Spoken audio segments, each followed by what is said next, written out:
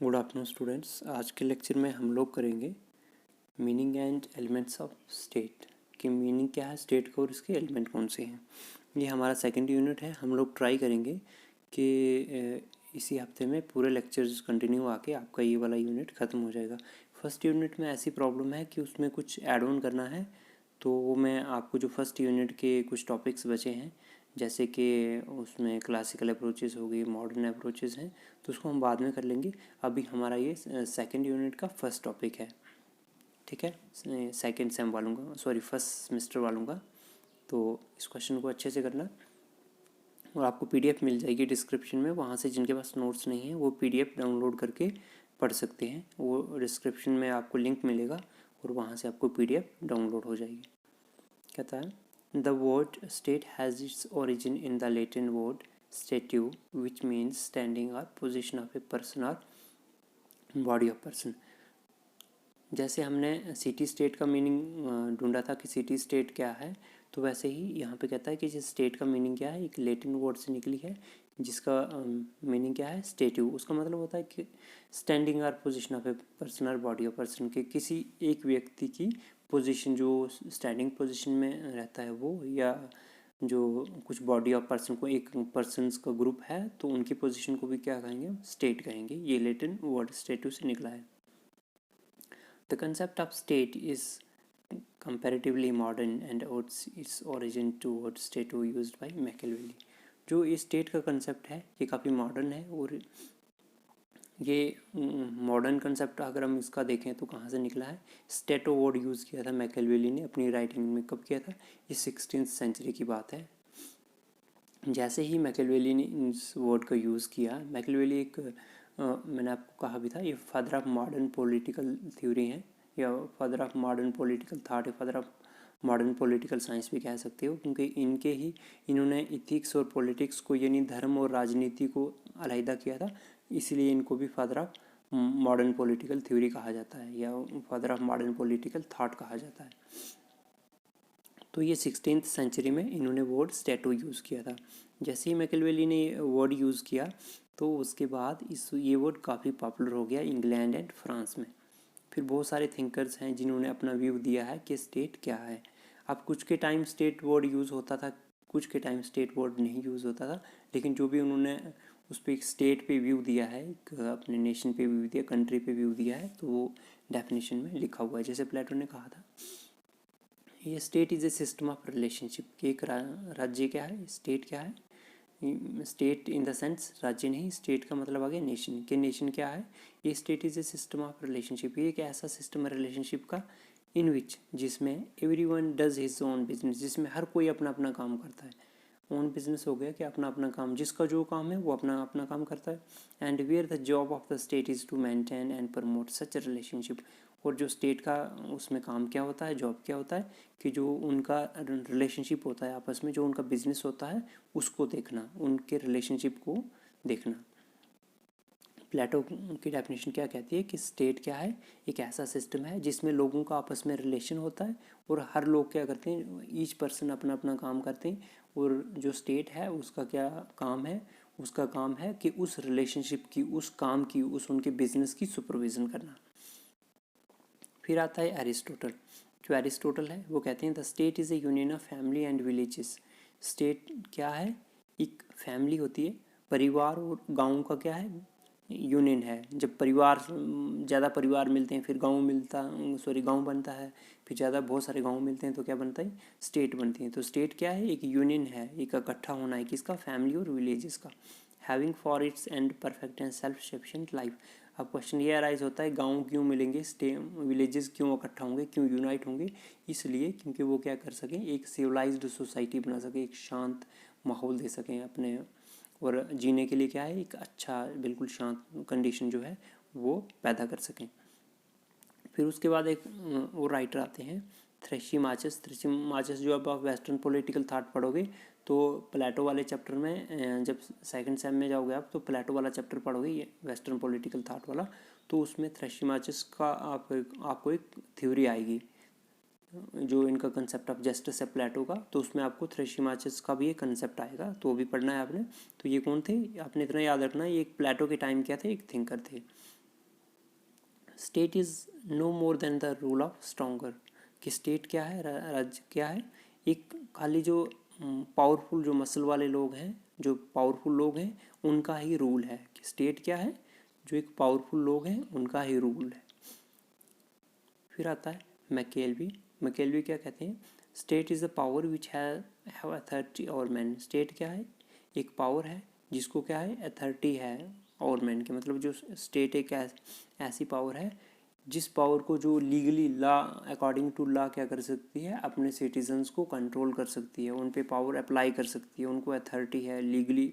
हमने अथॉरिटी और उसको पावर को डिस्कस किया था एक लेक्चर में क्लास में, तो वही है क्या, स्टेट क्या है, एक ऐसी पावर है जिसको क्या है, अथॉरिटी है मैन के ऊपर, जो अपनी पावर जो है संविधानिक तरीके से अपने जो सिटीजन्स हैं उस पर लगा सकती है।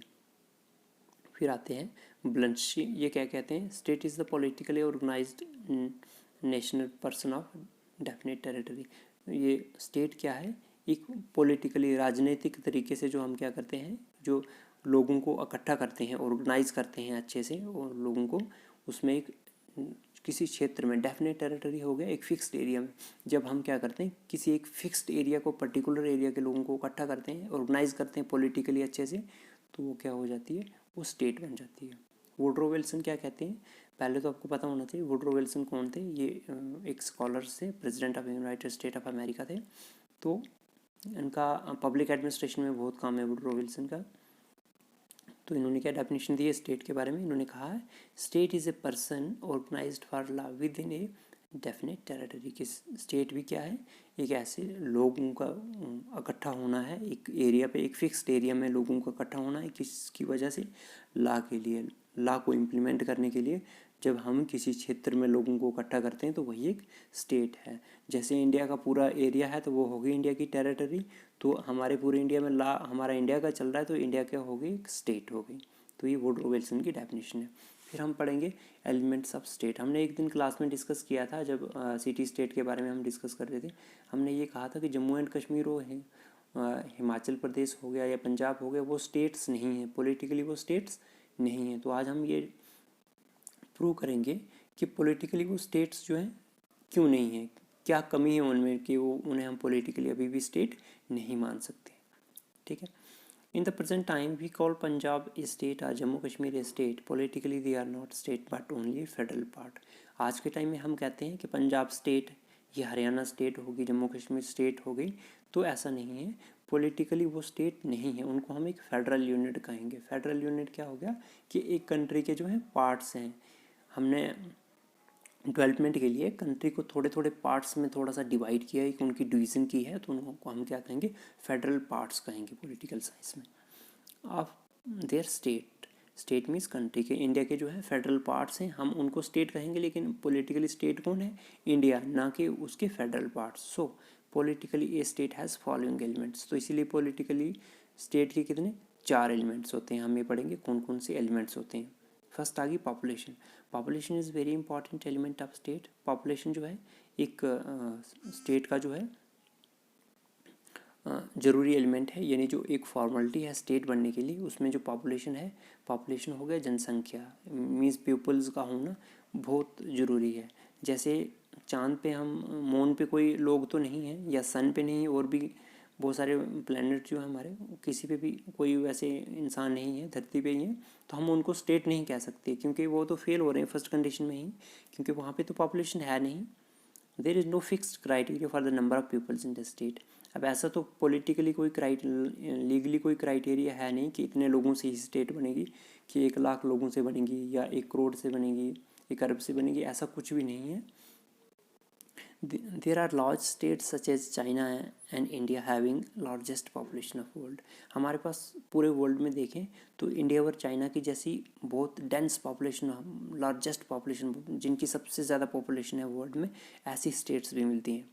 There are small states too such as Vatican city. बहुत सारी स्मॉल स्टेट्स हैं, या हमारे इंडिया के कंपैरिजन में ले लो, बांग्लादेश एक स्मॉल स्टेट है, श्रीलंका एक स्मॉल स्टेट है, म्यांमार एक स्मॉल स्टेट है, इवन हम तो यूनाइटेड स्टेट्स को भी एक स्मॉल स्टेट ही कहेंगे, या हम अपने कंपैरिजन में हम लोग ब्रिटेन को भी एक स्मॉल स्टेट ही समझेंगे इंडिया और चाइना के कंपैरिजन में।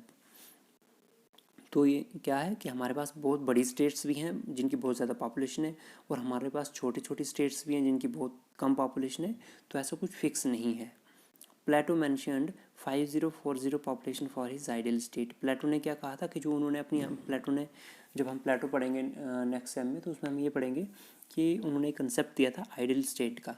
तो उन्होंने कहा था कि 5040 लोगों से एक स्टेट बनेगी। ऐसा नहीं है कि कितने से बनेगी, लेकिन उन्होंने एक आइडियल फिगर दी थी अपनी कि हाँ अगर इतनी पॉपुलेशन होगी तो अच्छी होगी।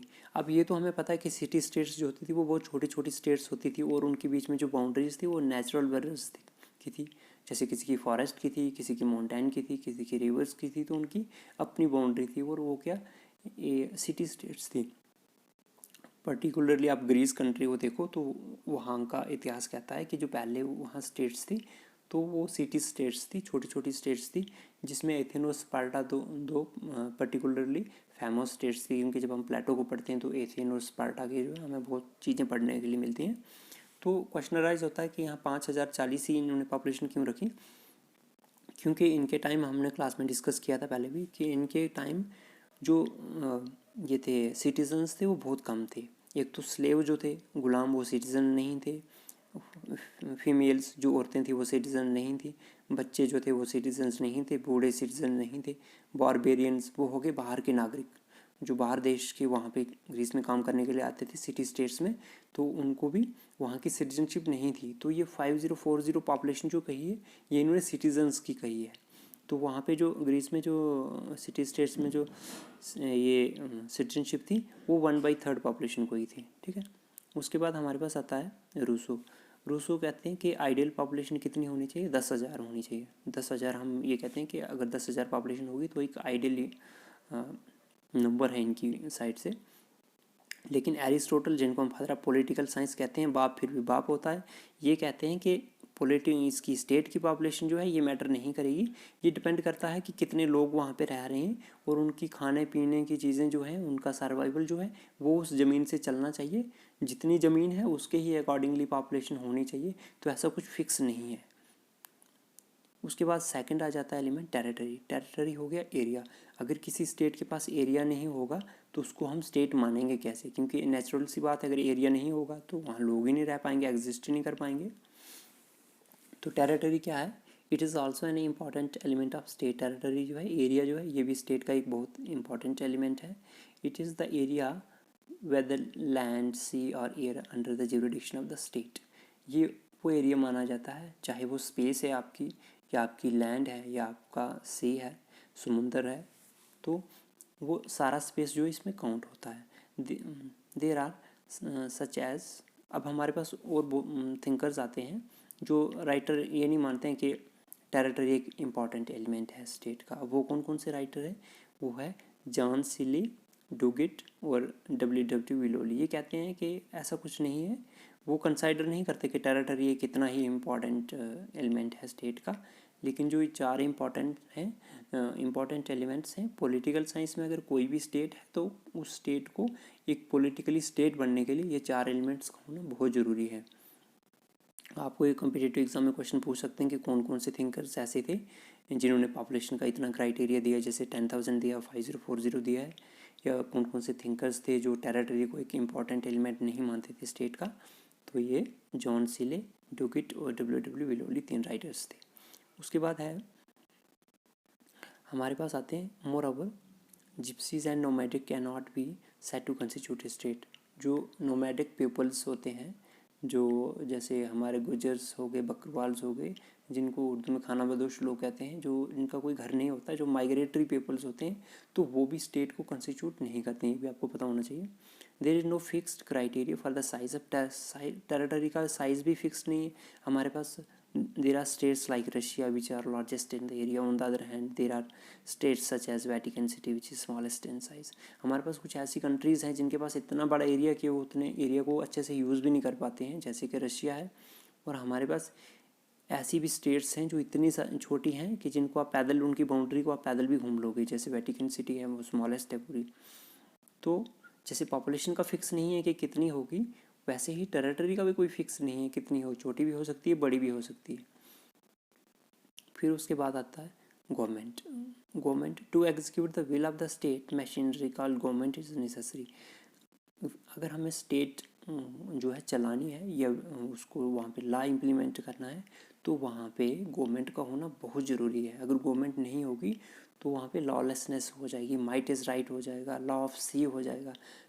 लॉ ऑफ सी हो गया, जैसे समुद्र में बड़ी मछली छोटी को खा रही है, उससे बड़ी को खा रही है, तो वैसे वैसे क्या है, किसी की लाइफ सिक्योर नहीं है तो क्या हो जाएगा, लॉलेसनेस हो जाएगी अगर हम यहाँ पे गवर्नमेंट नहीं होगी।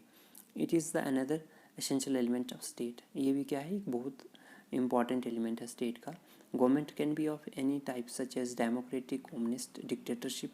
गवर्नमेंट जो है कोई भी हो सकती है, वो ये गणतंत्र वाली ये डेमोक्रेसी हो सकती है, या कम्युनिस्ट जैसे चाइना में है वो हो सकती है, या डिक्टेटरशिप है जैसे नॉर्थ कोरिया को ले लो वैसी हो सकती है, कोई भी हो सकती है।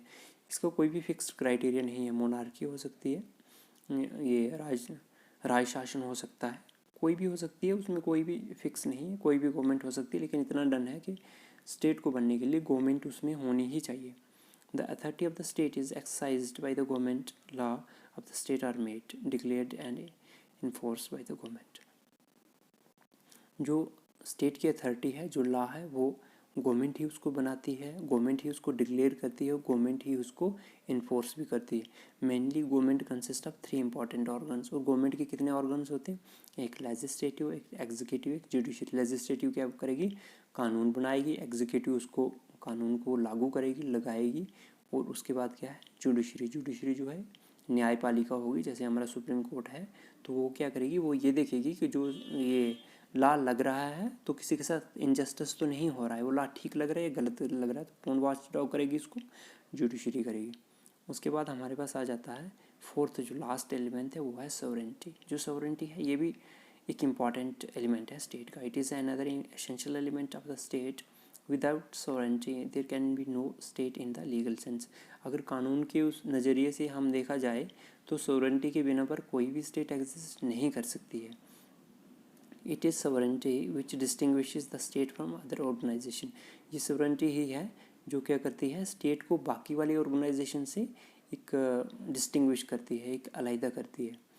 It is the final authority in the state. Sovereignty है क्या, ये फाइनल अथॉरिटी है, हाईएस्ट सुप्रीम पावर है स्टेट में, इससे ऊपर कोई भी स्टेट में पावर नहीं होती। इन contemporary world, in the democratic country, sovereignty lies in the hand of people. अब ऐसा कहते हैं कि जो आज के टाइम में जो कंटेम्प्रेरी वर्ल्ड है, ये आज के टाइम में, करंट टाइम में, ये जो सॉवरेंटी है ये किस में है, ये होती है पब्लिक में, लोगों में। जैसे हम लोग वोट डालते हैं तो हम एक रिप्रेजेंटेटिव्स को चुन रहे हैं, तो वही एक सरकार बनती है, वही लॉज बनाती है, वही लगाती है। तो ये हो गया हमारा, हमने 4 एलिमेंट डिस्कस किए।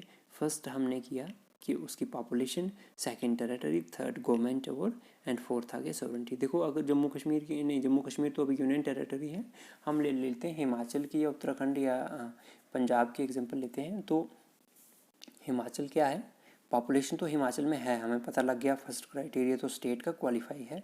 सेकंड आता है टेरिटरी, हिमाचल के पास एरिया भी तो है।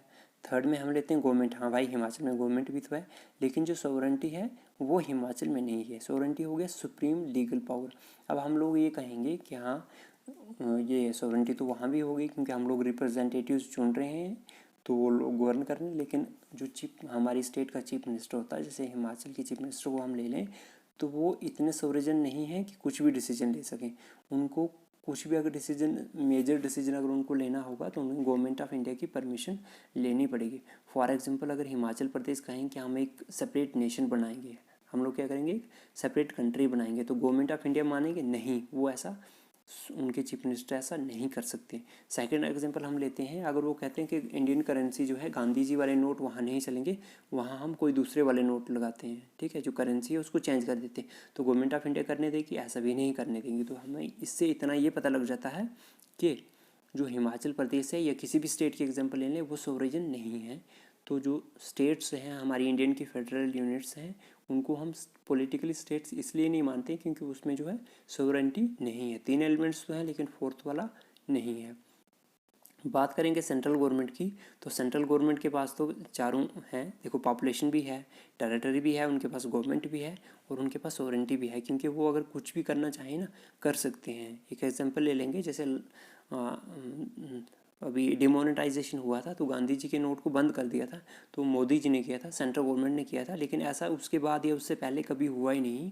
तो किसी भी और कोई भी स्टेट गवर्नमेंट जो है वैसा नहीं कर सकती। हमें ऐसा देखने को नहीं मिलेगा कि महाराष्ट्र हो या हिमाचल हो या उत्तर प्रदेश हो तो वो कहें कि नहीं, अब गांधी जी वाला जो है 2000 का नोट ये बंद हो गया, तो वो उनके पास वो पावर नहीं है। तो उससे ये रियलाइज़ हो जाता है, हमें ये प्रूव हो जाता है कि जो हमारी गवर्नमेंट ऑफ इंडिया है वो सोरिजिन है, उनके जो हमारी इंडिया है स्टेट है पॉलिटिकली, उनके पास चारों एलिमेंट है, तो हम पॉलिटिकली उनको क्या बोलेंगे, स्टेट बोलेंगे। तो आपको ये बात याद रखनी पड़ेगी कि पॉलिटिकली स्टेट उनको कहते हैं जिनके पास ये चार के चार एलिमेंट होते हैं।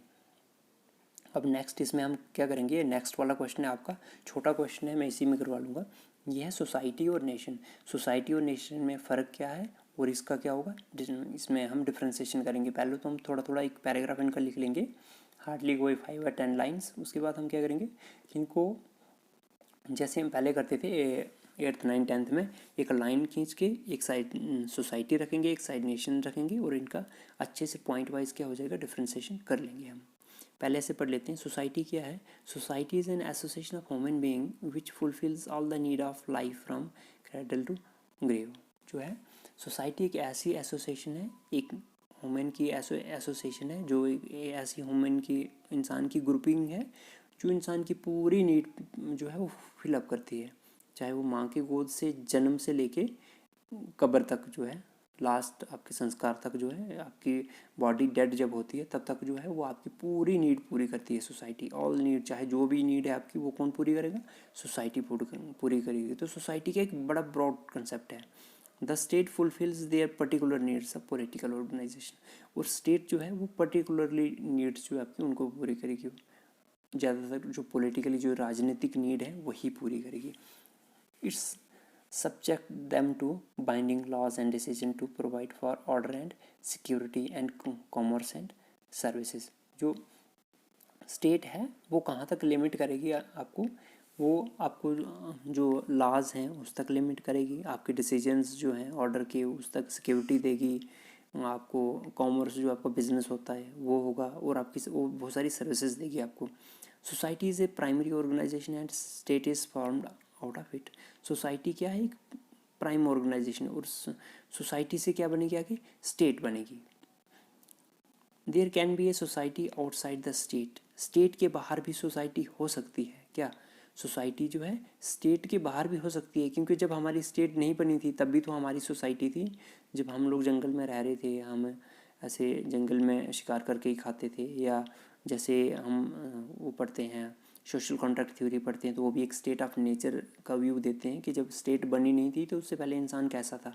तो उससे ये आइडिया लगा सकते हैं हम कि स्टेट के पहले भी सोसाइटी थी, क्योंकि स्टेट तो पॉलिटिकली है, तो पॉलिटिकली तभी है जब इंसान अवेयर हुआ है, कुछ उसने डेवलपमेंट की है अपनी रीजनिंग पावर में। There can be a society outside the state, we can have a world tiger society to save tigers and member outside India. Okay, हम क्या है, और इसकी और भी एग्जांपल देते हैं। जैसे वर्ल्ड टाइगर सोसाइटी है, ठीक है, एक वर्ल्ड टाइगर सोसाइटी है, तो वो वर्ल्ड वाइड हो सकती है, वो एक फिक्स्ड कंट्री में नहीं होगी, स्टेट में नहीं होगी, बल्कि उसमें बहुत सारे, इंडिया भी हो सकती है, अमेरिका, जापान हो गया, चाइना हो गया, और भी बहुत सारी कंट्रीज़ हो सकती हैं। तो वो स्टेट से बाहर होगी ना society. There can be a society without a state. जैसे हम लोग पढ़ते हैं कि नोमैडिक, जब हम लोग जब ट्राइबल्स थे, हम जंगली आदमी थे हम भी, तो उस टाइम क्या था, हमें कोई स्टेट के बारे में कोई नॉलेज नहीं था, राइट्स के बारे में नॉलेज नहीं था, ड्यूटीज़ के बारे में नॉलेज नहीं था। जो हम स्टेट में सिविलाइज तरीके रह रहे हैं, हम लोग ऐसे नहीं रहते। तो हमने ये भी पढ़ लिया कि सोसाइटी जो है वो स्टेट में भी हो सकती है और स्टेट के बाहर भी हो सकती है। स्टेट के बाहर कैसे हो सकती है? जैसे मैं एग्जांपल लें, हमारे पास वर्ल्ड टाइगर सोसाइटी होती है, या elephant tiger world elephant society है, तो उसका एज नेम इंडिकेट, उसका मतलब ये हो गया कि वो एक तो वर्ल्ड लेवल की ऑर्गेनाइजेशन है, और एक वो एलिफेंट को सेव करने के लिए। तो वो इंडिया से बाहर हो गई, या एक पर्टिकुलर कंट्री से बाहर हो गई, एक स्टेट से बाहर हो गई, तो हम ये कह सकते हैं कि सोसाइटी बाहर भी हो सकती है और स्टेट में इन भी हो सकती है। अब हम करेंगे नेशन क्या है। It refers peoples living in a definite territory inspired by a sense of unity, common political aspiration, common interest, common history, etc. Nation में क्या है, बहुत सारी चीज़ें आती हैं, जैसे उनका एक टेरिटरी जो है वो फिक्स रहेगा और उनको एक सेंस ऑफ यूनिटी होगी। जैसे इंडिया पाकिस्तान मैच होता है या इंडिया बांग्लादेश ले लो, इंडिया ऑस्ट्रेलिया ले लो, तो हम लोग इंडिया टीम को सपोर्ट करते हैं। क्यों करते हैं? क्योंकि इंडिया जो हमारी नेशन की है उसमें कहीं ना कहीं हमारी सेंस ऑफ यूनिटी, एक भावना जो है एकता की, वो जुड़ी हुई है। हमारी क्या है, कॉमन पॉलिटिकल एस्पायरेशंस हैं, जो हमारे पॉलिटिकल नीड्स हैं वो कॉमन है, हमारे इंटरेस्ट जो हैं कॉमन है, हमारी हिस्ट्री, जैसे ब्रिटिशर्स ने हम पे राज किया तो हमारी हिस्ट्री जो है कॉमन है, नेशन की हिस्ट्री क्या होगी, कॉमन होगी। Member of nation distinguish themself from other, जो मेंबर ऑफ नेशन है वो अदर नेशन से अपने आप को डिस्टिंग्विश करते हैं, अपने आप को अलहदा करते हैं, सेपरेट करते हैं। It denotes pupils are set up people inspired by a feeling of national unity based on common race। अब ये क्या है, एक नेशनल जो है एक यूनिटी है, एक एकता है जो किस पे हो सकती है, कॉमन रेस, किसी कॉमन जाति पे हो सकती है, कॉमन लैंग्वेज पे हो सकती है, कॉमन कल्चर पे हो सकती है, जियोग्राफिक कॉम्पैक्टनेस से पे हो सकती है, कॉमन रिलीजन पे हो सकती है, जैसे हम बांग्लादेश पाकिस्तान को देख रहे हैं। तो किसी भी चीज़ पे एक यूनिटी हो सकती है, एक फीलिंग है, एक स्पिरिचुअल फीलिंग है आपकी। Feeling of nationality separates people from other Nations, such Nations. अब ये फीलिंग ऑफ नेशन की यूनिटी जो है, अपने नेशन की एकता जो है, यही एकता जो है आपको दूसरे नेशन से सेपरेट करती है, एक बिल्कुल अलहदा करती है। Love toward a nation is called nationalism. अब जब हम अपने नेशन की तरफ जो प्यार करते हैं, एक एकता दिखाते हैं, एक बायसनेस दिखाते हैं, तो उसको हम क्या बोलेंगे, नेशनलिज्म कहेंगे। An important quality of it is to bring together people from different social and cultural level. वो एक सबसे बड़ी क्वालिटी नेशनलिज्म की क्या है, नेशन की क्या है, नेशनलिज्म क्या करता है कि बहुत सारे जो डाइवर्स कंडीशन, जो अलग अलग चीज़, चाहे वो धर्म हो, चाहे वो अलग अलग जगहों के लोग हों, अलग अलग कलर के हों, अलग अलग जाति के हों, तो उनको क्या करता है, बाइंड करके रखता है, कि यूनिटी करके रखता है, बिल्कुल इकट्ठा करके रखता है। जैसे इंडिया को हम देखते हैं तो साउथ इंडिया में जो है उनकी लैंग्वेज ऐसी है कि नॉर्थ इंडिया वाला तो समझ ही नहीं पाएगा।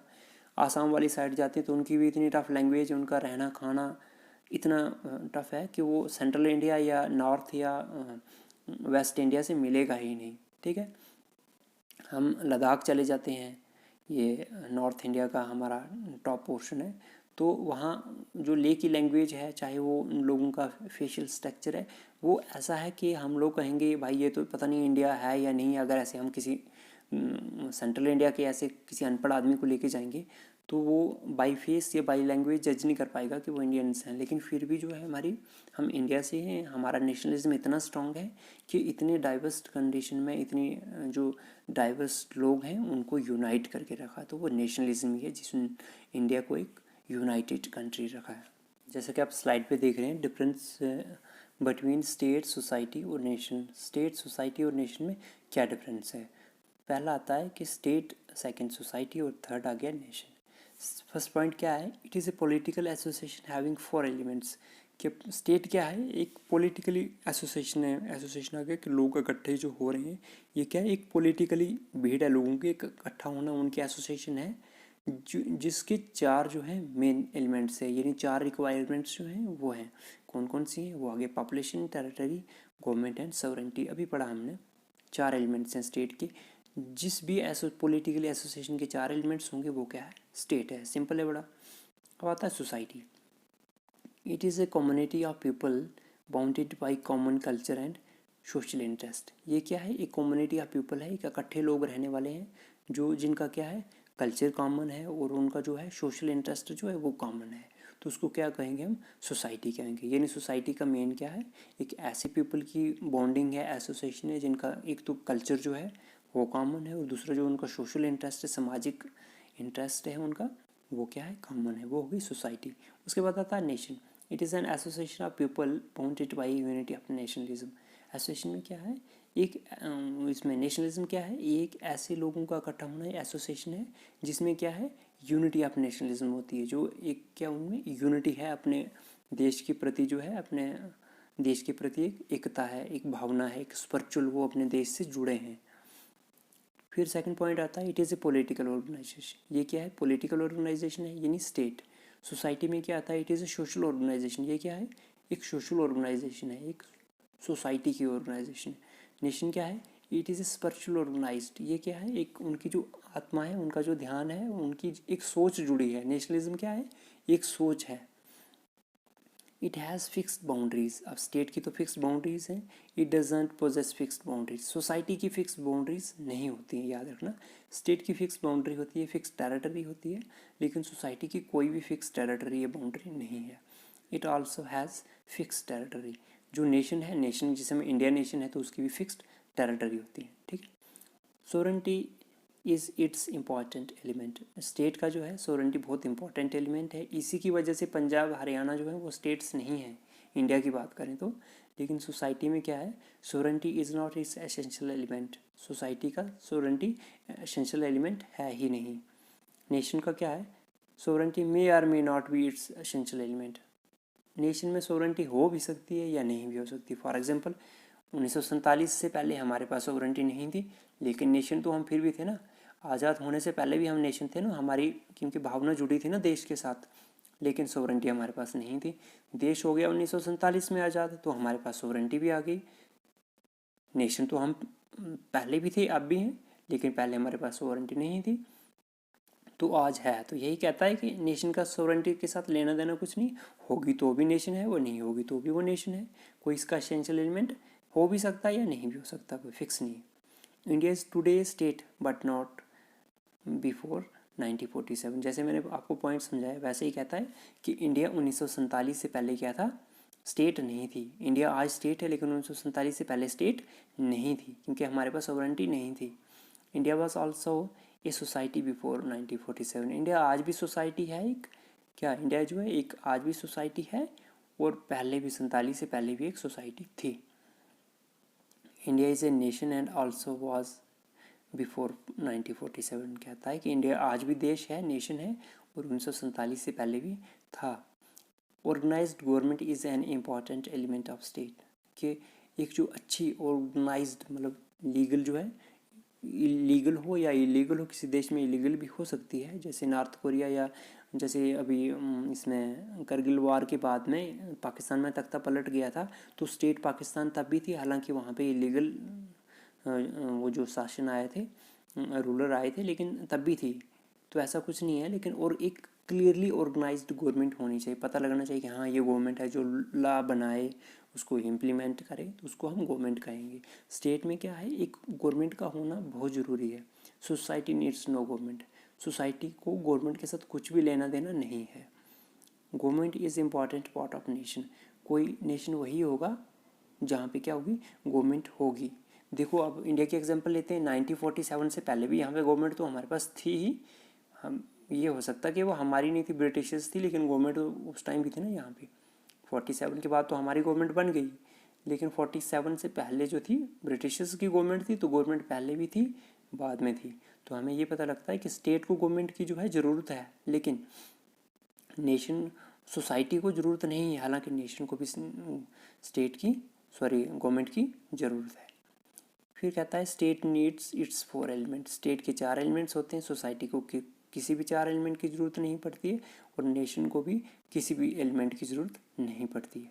State is newer than society but older than nation, state जो है सोसाइटी से क्या है, नई है, लेकिन नेशन से क्या है, पुरानी है। Society is older of these 3, state, society और नेशन में सबसे पुरानी क्या है, सोसाइटी है। Nation is recent concept as compare to these 2, nation का क्या है, एक रिसेंट कंसेप्ट है, बहुत पहले ये नहीं होता था, ये दोनों में से क्या है, रिसेंट कंसेप्ट है। State depends upon society for its existence, state किस पे डिपेंड करती है, सोसाइटी पे। स्टेट अपनी एग्जिस्टेंस के लिए किस पे डिपेंड करती है, सोसाइटी पे, कि सोसाइटी होगी, सोसाइटी से ही आगे स्टेट बनेगी।